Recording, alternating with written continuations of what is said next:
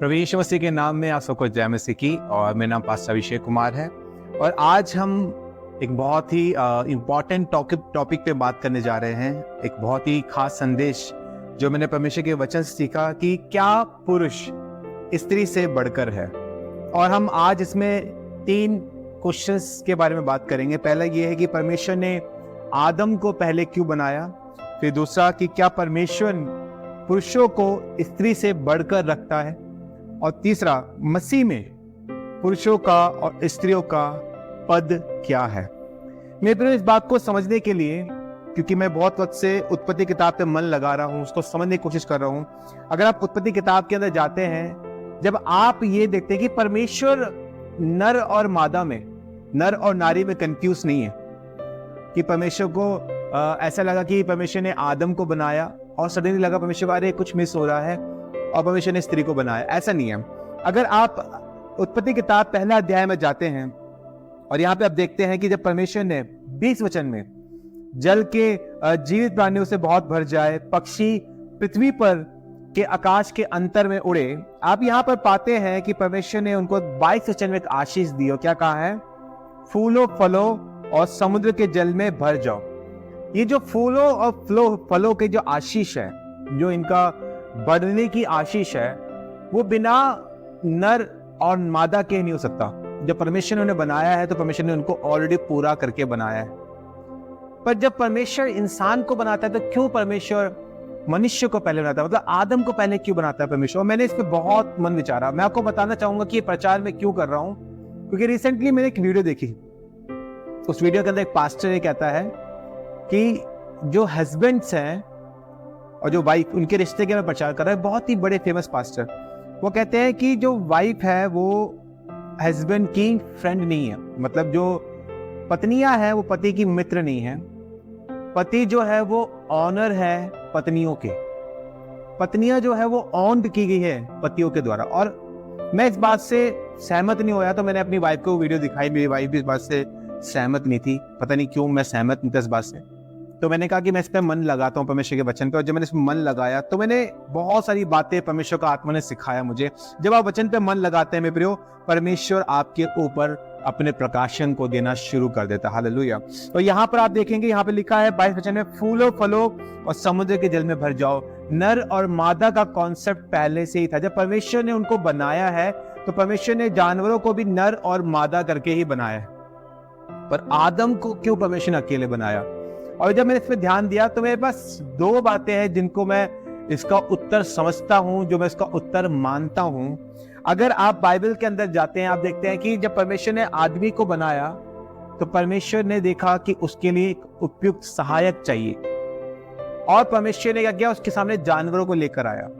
जानवरों को देखा कि देखे क्या पता कि उसको उपयुक्त सहायक मिलता है कि नहीं मिलता। ये आपको मिलेगा दूसरे अध्याय के अंदर 18 वचन से, कि आदम का अकेला रहना अच्छा नहीं है। और जब परमेश्वर क्या करता है, उसको देखता है कि उसको कोई भी उपयुक्त सहायक नहीं मिल रहा है, तब परमेश्वर करता है उसको भारी नींद में डालता है। और परमेश्वर क्या करता है? उसकी पसली निकालता है, उससे क्या करता है? एक स्त्री को बनाता है। पर ध्यान से समझेगा, जब परमेश्वर उस स्त्री को आदम के पास लेके आता है, पहले तो आदम कहता है कि ये नर में से निकाली गई है तो ये नारी कहलाएगी। पर आप देखते हैं 24 वचन में लिखा है, इस कारण पुरुष अपने माता पिता को छोड़कर अपनी पत्नी से मिला रहेगा। मेरे प्रियो, परमेश्वर उसके पास किसी स्त्री को लेकर नहीं आया है, परमेश्वर उसके पास की पत्नी को लेकर आया है। परमेश्वर ने आदमी को पहले इसलिए बनाया क्योंकि परमेश्वर वहां पर एक शादी की नींव को रख रहा है। मेरा दूसरा प्रचार जो मैं आगे बांटने वाला हूं वो ये होगा कि हम एक अच्छे और प्रभु की इच्छा में जीवन साथी को कैसे ढूंढे। शैतान इस एरिया में हमें बहुत धोखा देता है। शैतान इस एरिया में हमारे साथ बहुत ज्यादा गलत रिश्ते हमारे बीच में ले आता है, जिससे क्या होता है कि हम अपने बुलाहट से भटक जाते हैं, हम अपने मसीह जीवन से भटक जाते हैं। तो एक सही जीवन साथी कैसे मिले, इसी वीडियो के पार्ट 2 में मैं आपके साथ उसको बांटूंगा। पर आप यहाँ देखते हैं कि परमेश्वर ने क्यों आदम को पहले बनाया, क्योंकि परमेश्वर उसके लिए एक जीवन साथी को खुद लेकर आना चाहता है। परमेश्वर एक शादी की नींव को रख रहा है यहाँ पर। इसीलिए आप देखते हैं कि क्या होता है कि जब इंसान अपनी सोच से, अपनी समझ से बाहर रिश्ते ढूंढने जाएगा, उसे कोई उपयुक्त सहायक नहीं मिलेगा। पर जब परमेश्वर आपके लिए किसी को लेकर आएगा, ध्यान सुनेगा, तब वो आपके लिए उपयुक्त सहायक होगा मेरे प्रियो। और ध्यान से देखते हैं इस बात में। और एक और चीज जो मैंने सोची थी वो ये था, क्योंकि एक बात आप समझेगा इस बात को, कि इन सब का सारांश ये है कि परमेश्वर जो है पक्षपात नहीं करता। अगर आप पढ़ते हैं इसी को आपको ये मिलेगा कि बाइबल के अंदर लिखा है कि परमेश्वर क्या नहीं करता, परमेश्वर पक्षपात नहीं करता मेरे प्रियो। और इस बात को जब समझ आते कि परमेश्वर का हृदय कैसा है, उसका दिल कैसा है, तो दूसरा जो मैंने सोच रहा था कि परमेश्वर आदमी को क्यों बनाया पहले, तो आप देखते हैं कि एक फॉर नॉलेज ऑफ गॉड, परमेश्वर को अपनी सोच और समझ में पता है कि भविष्य में क्या होने वाला है। अब कई लोग बोलते हैं, इन दो बातों के ऊपर मैं प्रचार बनाने वाला हूं। एक ये है कि परमेश्वर जो जानता ही था ये सब होने वाला है, तो परमेश्वर ने सब क्यों होने दिया, ये सब पाप, शैतान, ये मृत्यु, ये नाश, सब कुछ। और दूसरा ये है कि परमेश्वर शैतान को नष्ट क्यों नहीं कर देता, खत्म क्यों नहीं कर देता। तो इस दो पर भी मैं जल्दी ही शॉर्ट समझ लेकर आऊंगा ताकि हम परमेश्वर के वचन से सीख सके। वचन को सीखने के लिए परमेश्वर के हृदय को समझना बहुत जरूरी है। उसके हृदय को जब आप समझ जाते हैं, आप समझ जाते हैं कि वचन क्या कह रहा है मेरे प्रियो। और जब यहाँ पर लिखा है पहला कुरिन्थियों किताब 15 अध्याय के अंदर उसका 21 और 22 में लिखा है कि जब पहले मनुष्य के द्वारा मृत्यु जगत में आई, तो दूसरे मनुष्य के द्वारा जीवन को परमेश्वर क्या कर रहा है, जगत में लेकर आया। जब आदम के द्वारा, पहले आदम के द्वारा मृत्यु आई है, तो दूसरे आदम के द्वारा क्या आया है, जीवन आया है। यीशु मसीह के आने की नींव को परमेश्वर यहाँ पे रख रहा है। एक शादी की नींव को परमेश्वर ने यहाँ पे रखा है आदमी को बनाने से पहले, और आदमी को पहले बनाने से परमेश्वर ने मसीह यीशु के आने की नींव को भी रखा। इसको हम देखते हैं जब परमेश्वर अपने फोर नॉलेज में बताता है कि पहले आदम की वजह से ये पाप हुआ है, तो दूसरे आदम की वजह से क्या होगा, जगत में जीवन को आएगा। हालेलुया। परमेश्वर अपनी फोर नॉलेज में, भविष्य के ज्ञान में परमेश्वर जानता है कि समस्याओं का हल क्या है, और उस समस्या के हल के लिए परमेश्वर कर रहा है पहले से ही उसके सॉल्यूशन को रख रहा है। इसलिए मैं विश्वास करता हूं कि परमेश्वर ने आदमी को पहले क्यों बनाया, क्योंकि पहला जो एक है वो है शादी की नींव को परमेश्वर वहां पर रख रहा है, और दूसरा हम देखते हैं कि परमेश्वर मनुष्य जाति के लिए, उनके पापों का समाधान के लिए एक यीशु मसीह की नींव को भी आदमी को पहले बनाने से वहां पर रख रहा है।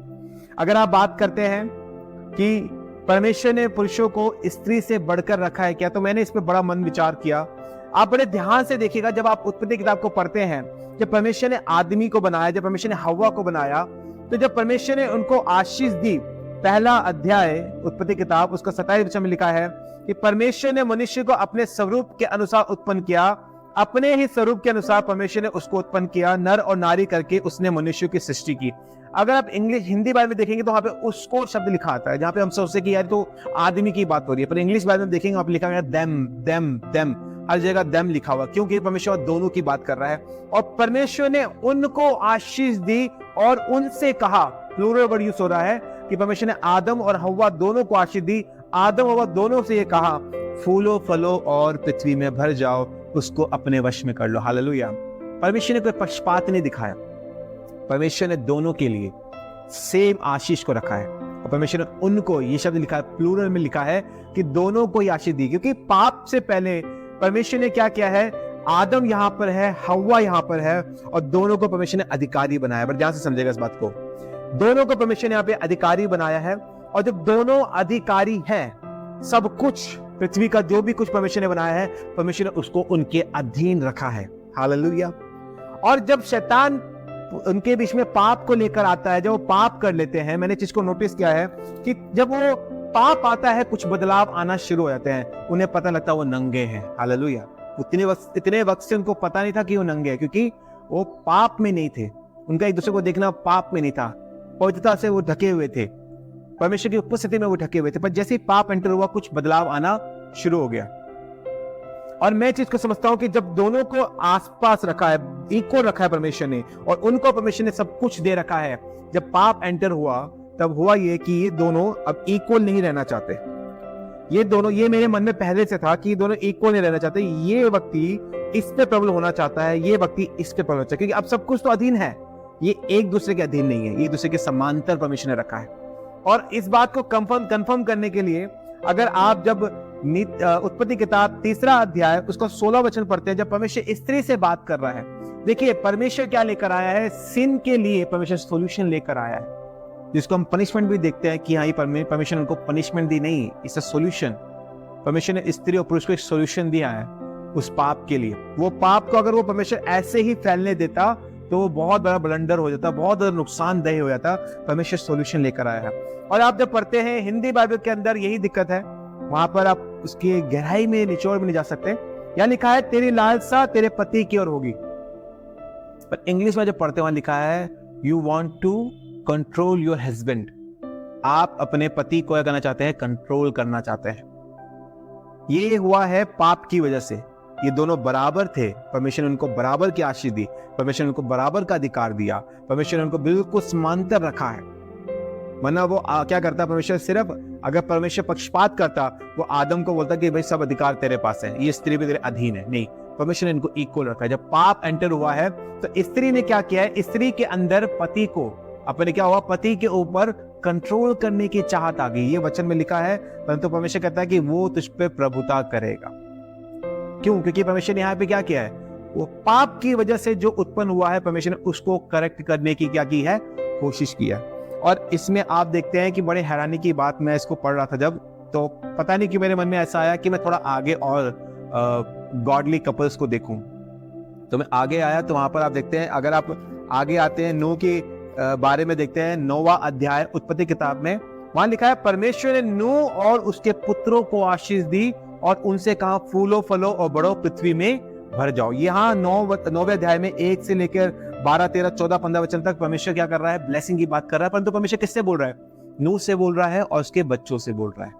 परमेश्वर यहाँ पे नूह की पत्नी को लेकर नहीं आ रहा, क्योंकि परमेश्वर ने खुद से बोला है कि क्या होगा? वो तुझ पे क्या करेगा? प्रभुता करेगा। और मैंने क्या किया? यहाँ पे फिर से मन लगाया, मैंने प्रभु से प्रार्थना की, मैंने प्रभु यहाँ आप क्या समझाना चाहते हैं कि जहां आपने पहले आदम और हव्वा को साथ रखा है और अब पाप आ गया है, और हव्वा जो है वचन से दिखाता है कि वो अपने आदमी के ऊपर, पति के ऊपर प्रबल होना चाह रही है। परमेश्वर ने बोला नहीं, ऐसे नहीं होगा, वो तुझ पे प्रभुता करेगा, तू प्रबल नहीं हो सकती इस पे। ध्यान समझेगा इस बात को, ये पाप की वजह से हुआ है।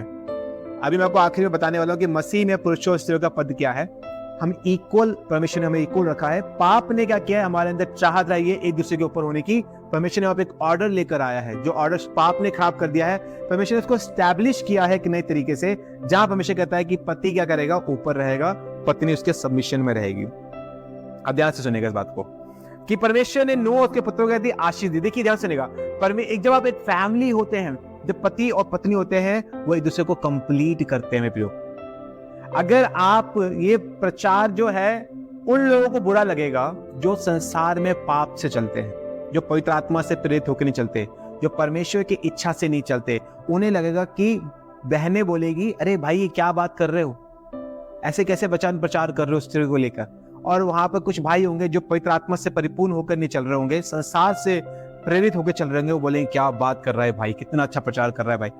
पर जो पवित्र आत्मा से परिपूर्ण होकर चल रहा होगा, वो दोनों पवित्र आत्मा में, परमेश्वर में एक दूसरे को समांतर ही देख रहे होंगे। वो एक दूसरे के बिना अपने आप को अधूरा महसूस करते हैं। वो व्यक्ति जो पवित्र आत्मा से परिपूर्ण है, वो स्त्री जो पवित्र आत्मा से परिपूर्ण है, वो एक दूसरे को बराबर देखते हैं। क्योंकि वो परमेश्वर के हृदय को समझते हैं। उन्हें पता है कि मैं इसके ऊपर, ये इसके ऊपर नहीं, परमेश्वर ने हमें क्या रखा है? समांतर रखा है। इसके लिए प्रचार करने की जरूरत नहीं है कि भैया आदमी के पसली से निकाला गया, पैर से नहीं निकाला, कहीं ऐसा ना हो कि वो उसके पैरों के नीचे आ जाए, सर से नहीं निकाला, कहीं ऐसा ना कि पत्नी सर के ऊपर आ जाए, पसली से निकाला है भैया, इक्वल है। ऐसा, इसके लिए ऐसा स्पेशल प्रचार करने की जरूरत नहीं है। आप जब परमेश्वर के हृदय को समझ जाते हैं, आप समझ जाते हैं कि परमेश्वर ने हम दोनों को बराबर रखा है, स्त्री पुरुष बराबर है। पर परमेश्वर ने आदमी और औरत जब पति पत्नी के रिश्ते में आते हैं, तब परमेश्वर ने आदमी को ऊपर रखा है और पत्नी को नीचे रखा है, उसके सबमिशन में रखा है, सिर्फ पति के सबमिशन में। वो भी इसलिए क्योंकि वो पाप के प्रति परमेश्वर का क्या है? अपना हल है। इसीलिए आप देखते हैं कि पुरुषों को परमेश्वर ने स्त्री से बढ़कर बिल्कुल भी नहीं रखा। मेरे प्रियो, बिल्कुल भी नहीं रखा इसको। आप इस बात को समझिएगा कि परमेश्वर ने दोनों को क्या रखा है? बराबर रखा है।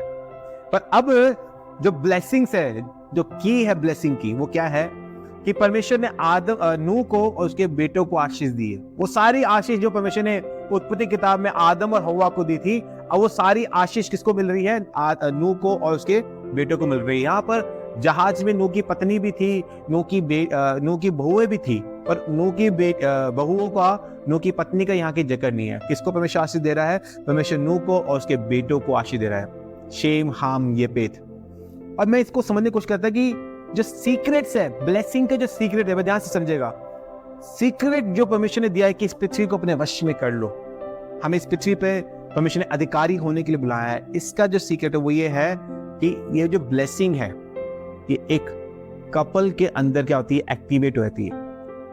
आदमी के थ्रू पत्नी, जब वो आदमी एक म्यूचुअल अंडरस्टैंडिंग में है, गॉडली अंडरस्टैंडिंग में है, दोनों समांतर हैं, एक दूसरे से प्रेम करते हैं, प्रभु की इच्छा पे चलते हैं, यहाँ इन लोगों के लिए वो ब्लेसिंग क्या होती है, वो एक्टिवेट होती है। परमेश्वर फैमिली को कैसे देख रहा है? नूह के द्वारा देख रहा है। परमेश्वर नूह में नूह की पत्नी को भी देख रहा है। परमेश्वर शेम में शेम की पत्नी को भी देख रहा है। हाम में परमेश्वर हाम की पत्नी को भी देख रहा है। येपेत में उसकी पत्नी को भी देख रहा है। हालेलुया। परमेश्वर सिर्फ उनको ही नहीं देख रहा है, उनके अंदर उनकी पत्नी को भी वो देख रहा है।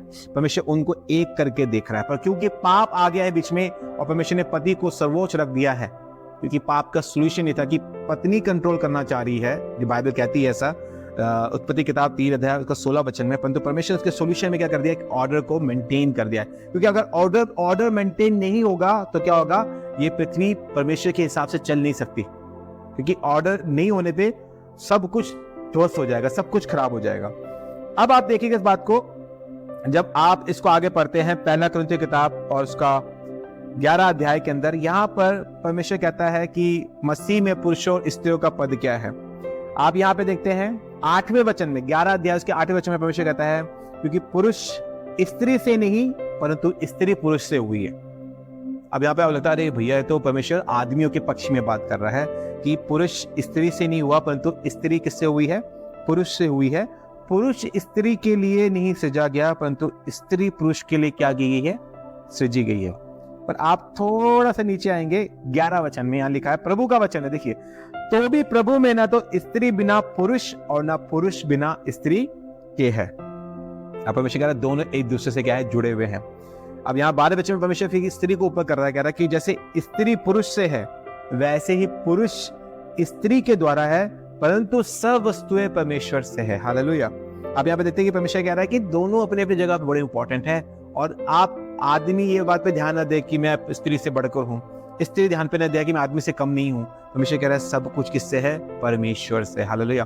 पति का फोकस भी परमेश्वर होना चाहिए, पत्नी का फोकस भी परमेश्वर होना चाहिए। और जब आप परमेश्वर से प्रेम करते हैं, आप एक दूसरे से प्रेम करते हैं, और आप पति पत्नी को नीचे नहीं रखता, पत्नी पति को नीचे रखती, वो दोनों एक दूसरे को समांतर रखते हैं, इक्वल रखते हैं कि भाई हम आपस में क्या है, एक समान है, हम एक दूसरे के बिना क्या है, इनकम्प्लीट है। परमेश्वर की नजर में स्त्री और पुरुष दोनों बराबर है। मेरे प्रियो, परमेश्वर कोई पक्षपात का परमेश्वर नहीं है, परमेश्वर पक्षपात नहीं करता। ये वचन जो बहुत अच्छा लगता है।